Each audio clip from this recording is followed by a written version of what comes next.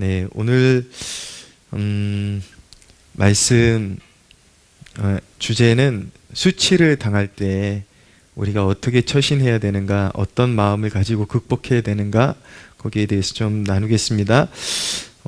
다윗이 사울에게 쫓기기 시작하면서 생명의 위협을 느끼고 이제 블레셋 사람들이 지배하는 땅으로 이제 건너가게 된 것입니다. 생명을 부지하고 그곳에 어떻게 붙어가지고 위기를 모면하기 위해서 건너갔는데, 공교롭게도 그 블레셋 왕의 신하들이 다윗이 골리앗을 쳐 죽인 것을 기억하고 있었던 것입니다. 그래서 다윗을 기억하는 신하들이 있었기 때문에 다윗이 여기서도 이제 그 목숨의 위협을 느끼고 그가 처신한 것이 이제 미친 채를 한 것입니다.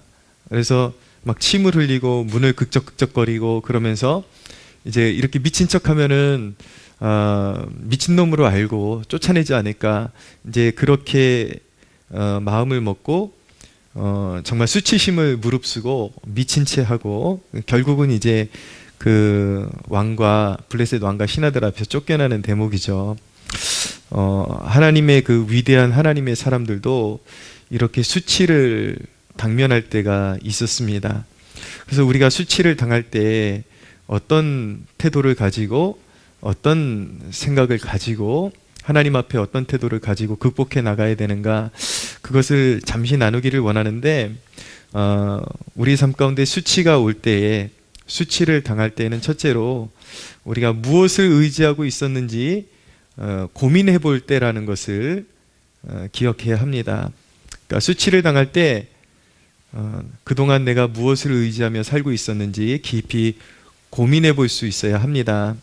오늘 이 사건의 발단은 다윗이 사울에게 쫓기다가 다급한 나머지 하나님께 묻지 않고 블레셋 사람에게 피신한 것이 화근이 된 것입니다. 그래서 성경을 해석하는 주석가들은 시편 118편 9절에 보면 이런 말씀이 있거든요. 여호와께 피하는 것이 고관들을 신뢰하는 것보다 낫도다라는 그런 다윗의 고백이 있는데, 바로 이 고백이 바로 지금 이 블레셋 방백들 앞에서 미친 척하고 나서 이제 쫓겨나서 간신히 위기를 모면하고 나서 이 고충을 겪고 나서 한 고백이라고 주석가들은 생각을 하고 있습니다. 결국은 다윗이 느낀 것은 무엇이냐면, 깨달은 것은 위급해서 자신이 안전하다라고 생각하는 곳에 피신해봤자 하나님께서 인도해 주시지 않는 곳을 인간의 생각으로 먼저 움직이고 인간의 생각으로 처신할 때에 그것이 자신에게 방패막이가 되는 것이 아니라 더 큰 인생의 위기를 가져오고 수치심을 가져온다라는 것을 깨닫고 나서 이제 이렇게 고백하게 된 것입니다. 여호와께 피하는 것이 고관들을 신뢰하는 것보다 낫도다. 비로소 이제 수치를 당하고 나서 이런 이제 진리를 깨닫게 되는 것이죠.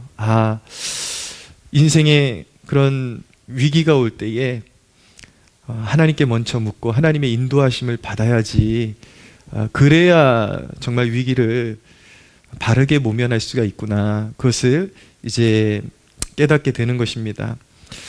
우리가 이런 어떤 수치를 당할 때, 수치스러운 일들이 갑자기 내 삶에 다가올 때에 먼저 우리가 하나님 앞에 우리가 가져야 되는 태도는 하나님께 묻지 않고 나의 잔꾀로 처신한 것은 아닌지 이 상황이 스스로 물을 필요가 있습니다. 그래서 성령님께서 우리 마음 가운데 깨닫게 해주시는 바가 있다면 그 부분을 가지고 하나님 앞에 나아가서 고백하며 회개해야 되는 것이죠. 내가 인간적인 생각으로 하나님께 먼저 묻지 않고 이런 일을 행했습니다. 나의 잔꾀로 행했기 때문에 이런 고충을 내가 겪게 되었음을 알고 이제라도 회개합니다. 그렇게 회개의 마음으로 나아갈 수가 있어야 하는 것입니다. 모든 면에서 우리가 그런 하나님 앞에서 겸비한 마음을 가지고 우리 스스로를 점검하고 혹시 우리의 삶 가운데 어떤 수치가 다가오거나 어떤 어려운 일이 다가올 때에 그것이 하나님과의 관계 속에서 어그러진 일은 없는지 우리는 살피고 그 부분에 대해서 점검할 수 있어야 되는 것이죠. 믿었던 사람과 어그러질 때에 혹시 내가 하나님과의 관계 속에서 어그러진 면은 없는지, 하나님과의 관계를 소홀히 했기 때문에 관계적인 면에서 어려움을 당하고 있는 것은 아닌지 점검할 필요가 있고, 또 어떤 재정에 있어서 곤고함을 당할 때에 내가 하나님 앞에 재정적으로 정직하고 성실했는지에 대해서 점검할 수가 있어야 되는 것입니다. 모든 삶 가운데 100% 우리가 어떤 인과응보적으로 하나님께 잘못했기 때문에 어려움을 당하는 것은 아니지만, 기본적으로 우리가 어떤 수치를 당하고 수모를 당할 때 기억해야 되는 것은 먼저 내 영혼이 하나님 앞에 바르게 서 있는지는 점검하고 가야 된다라는 것. 그리고 거기서 하나님께서 깨닫게 해주시는 마음이 있다면 그것을 놓고 회개할 때에 그것을 통해서 하나님 앞에 용서함 받고 우리의 삶이 바른 길로 돌아올 수 있게 된다라는 것을 우리가 깨달아야 하는 것입니다. 우리가 수치를 당할 때 두 번째는 나의 완고함이 부서지는 순간임을 믿어야 합니다. 오늘 이 사건은 다윗의 일생에 가장 수치스러운 날이었을 것입니다. 근데 우리가 하나님 앞에서 받는 수치도 하나님께서 우리에게 허락하시는 훈련 중에 하나라는 것을 기억해야 합니다. 사실 수치라는 연장은 우리의 완고한 자아를 깨뜨리는 하나님께서 사용하시는 너무나도 확실한 도구입니다. 우리가 가만히 생각해 보면 알량한 자존심 때문에 하나님 앞에 순종하지 못하는 경우들이 참 많습니다. 부끄럽고 또 체면 생각하고 다 자아가 살아있기 때문에 그런 것이거든요. 내 생각이 완고하고 하나님 앞에 내려놓지 못하는 그런 태도가 있기 때문에 순종하지 못하는 것이죠. 그런데 자아가 부서진 영혼은 자유해집니다. 그리고 감사를 누릴 수 있게 됩니다. 어떤 그런 낮은 곳에서도 감사하고 영적인 자유를 누릴 수 있게 되는 것이죠. 그래서 하나님께서는 우리에게 그런 자유를 허락하시고자 할 때에 뭔가 이렇게 자꾸 감추고 싶어하고 숨고 싶어할 때에 하나님은 오히려 우리의 수치를 드러내시는 그런 일들을 하실 때가 있습니다. 왜 그런 일들을 허락하시는가? 오히려 우리를 하나님 앞에서 그것을 내려놓고 내가 꽁꽁꽁꽁 이렇게 감추고 싶고 내 힘으로 내 그런 자존심을 보존하고 싶어 하는 것을 하나님 앞에 내려놓게 하는 그런 과정이죠.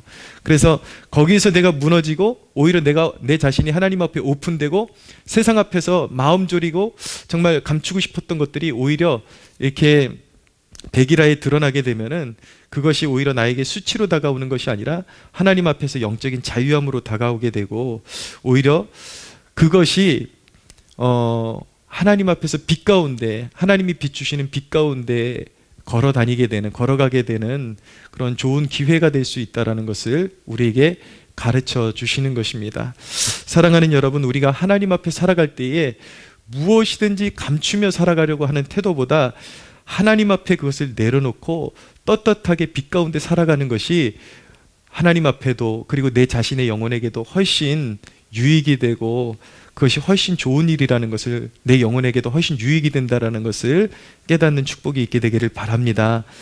수치를 당할 때 세 번째, 우리를 위해 수치를 참으신 예수님을 묵상하십시오. 어떻게 우리가 수치를 극복할 수 있는가? 예수님께서 우리를 위해서 당하신 수치를 기억하고 그분의 수치당하심을 묵상할 때에 내가 받은 수치가 정말 별것 아니구나, 나도 넉넉히 이길 수 있구나라는 것을 깨닫고 위로를 받을 수 있게 되는 것입니다. 우리는 항상 참된 위로를 예수님 안에서만 발견할 수 있다는 사실을 깨달아야 하는 것입니다. 죄 없으신 그분이 이 땅에 오셔서 죄인 취급받으셨습니다.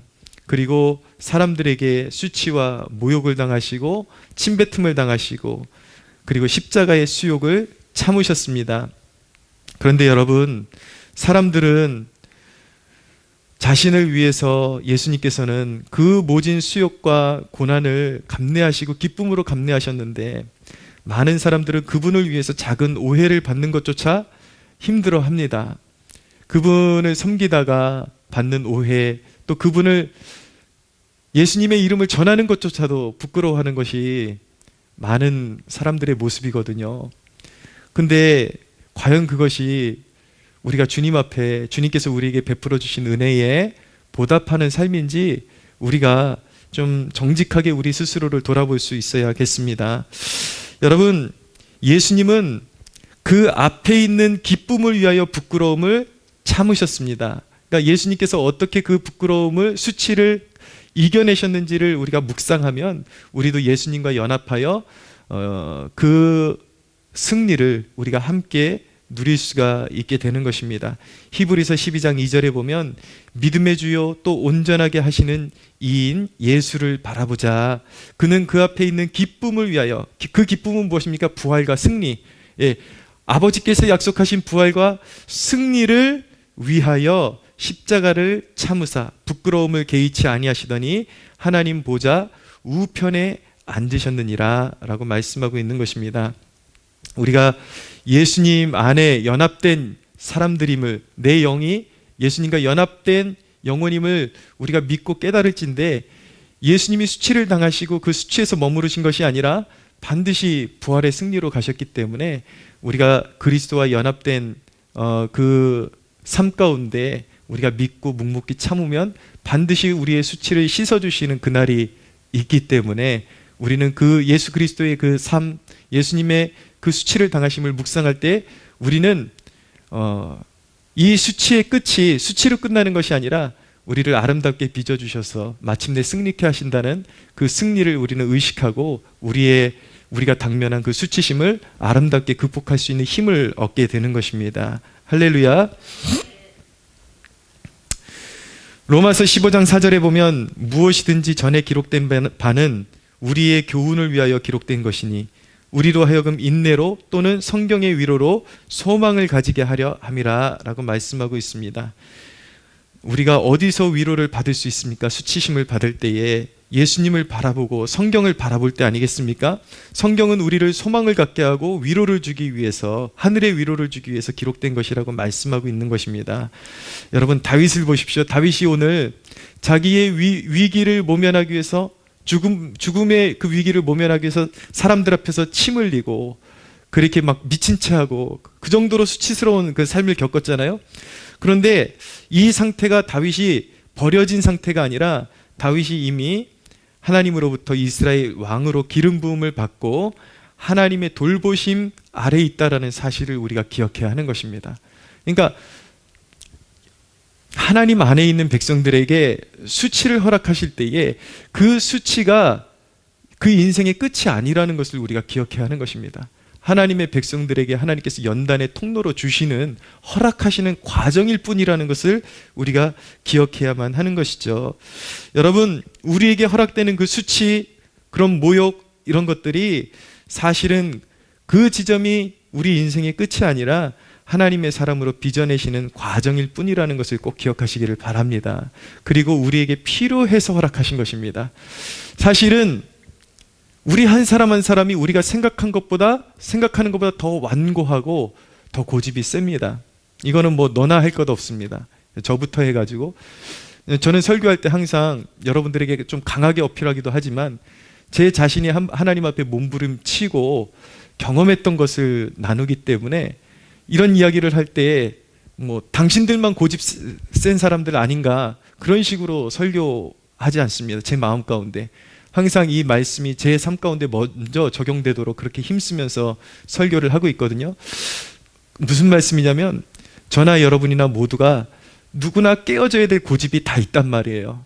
그 하나님 앞에 정죄되지 못한 모습, 그런 모습들이 있기 때문에 하나님께서 그것을 다듬어서 우리를 더 귀하게 사용하시기 위해서 반드시 우리의 영혼에 유익이 되고 필요하기 때문에 허락하신 상황, 그렇기 때문에 그 필요하고 내 고집을 깨는 연장의 그 도구로서, 깨트리는 그 망치로서 주신 것이 수치십니다 라는 것을 우리가 알 필요가 있는 것입니다. 그래서 하나님의 그 선하신 목적을 가지고 우리가 그 수치심을 받아들이면 그 수치심이 우리에게 수치로 끝나는 것이 아니라 내 영혼에 더욱더 귀한 성장으로 이어질 수 있다는 것을 우리가 믿어야 하는 것입니다. 할렐루야. 여러분, 특히 수치를 받을 때는 가장 은혜 받기 좋은 타이밍이라는 것을 기억해야 합니다. 왜입니까? 우리가 수치를 경험하는 그 순간이 마음이 가장 가난하게 무너지고 낮아져 있기 때문에, 그래서 성경이 뭐라고 말씀하고 있냐면 상한 심령이다 라고 그렇게 말씀하는 것이죠. 그래서 시편 34편에, 이 시편 34편의 제목이 바로 이 블레셋 왕 아기스 앞에서 미친 채 하다가 다윗이 지은 시라고 그렇게 제목이 붙어 있거든요.